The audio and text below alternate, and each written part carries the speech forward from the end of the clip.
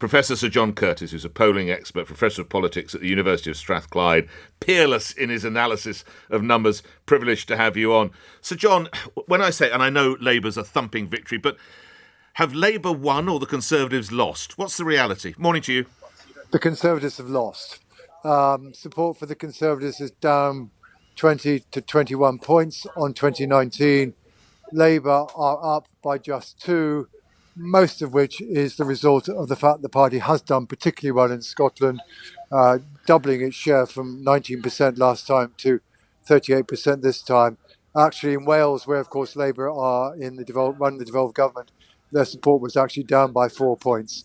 The party that gained and the party that did most immediate damage to the Conservatives in terms of votes, but not in terms of seats, are Reform, whose vote is up 13 points on what the Brexit Party achieved in 2019, when, of course, Mr Farage withdrew his then party's candidates from seats that the Conservatives were trying to defend. So the foundation or the foundations of the Conservative Party's 2019 vote were eroded by Reform, but the spoils went primarily to Labour, because what is true is that voters seem to be so keen to get rid of the Conservatives that if they saw the Labour Party was second locally, they tended to back them. But equally, if they saw the Liberal Democrats were second locally, then they switched to them. So the signs of people wanting to vote against the government as opposed to anybody else in particular are very, very strong. So, John, we've talked about this in recent elections. They're getting quite canny, the electorate, aren't they? Tactical voting is now a known science to them. Well, it is and it isn't. I mean, if you go back to 2019, there wasn't much sign of tactical voting, despite attempts by those on the Remain side to try to organise it. I think the point is that, as was the case the last time when we saw extensive tactical voting, which was 1997, that was also an election when many voters wanted to get rid of the incumbent government, and that when voters feel that that's their principal preoccupation, and they're not too fast, they're not particularly enthused about one opposition party or the other, then they will be willing to back whichever of them seems to be best able to do things locally. So yes, the voters are tend to be canny, but they've got to have the motivation in the first place to be willing to act cannily. And the point is, they felt they had the motivation in this election to do precisely that. Sir Ed Davey has been dancing a jig. Is he right to be so jubilant for the Lib Dems? Well, I mean, Sir Ed Davey bet the farm really about a couple of years ago on the Conservative Party doing really badly in this election. And therefore, as a result, his party would be able to profit in the places where they started off second. And that bet has come off.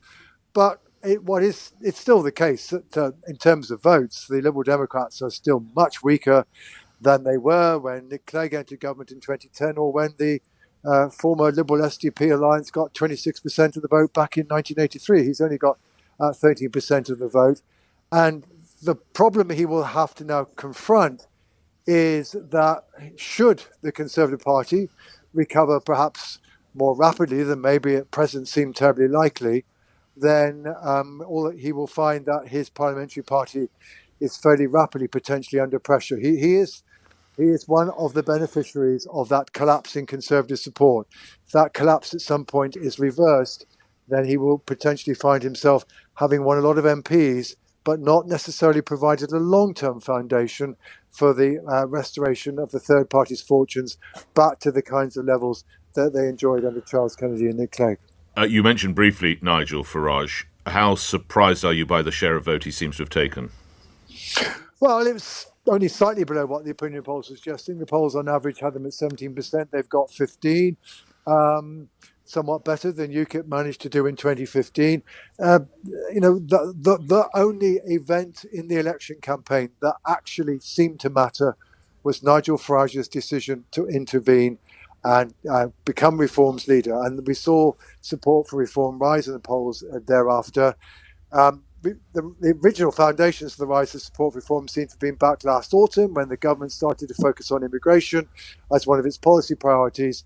That really does seem to have backfired rather badly, because it looks as though that what he did was to remind some voters who were concerned about the level of immigration about the fact that the government had presided over record levels, and that gave them yet a further crucial motivation as to why they should not vote for the Conservatives again. So Reform, having in the 6 months running up to the election significantly increased their support, then during this election campaign added further to it, has given Nigel Farage a platform, and 3 other colleagues will have to wait and see what they do with it. It won't necessarily be easy, but they have made the kind of breakthrough, at least a bit of a breakthrough, of the kind that UKIP failed to make back in 2015.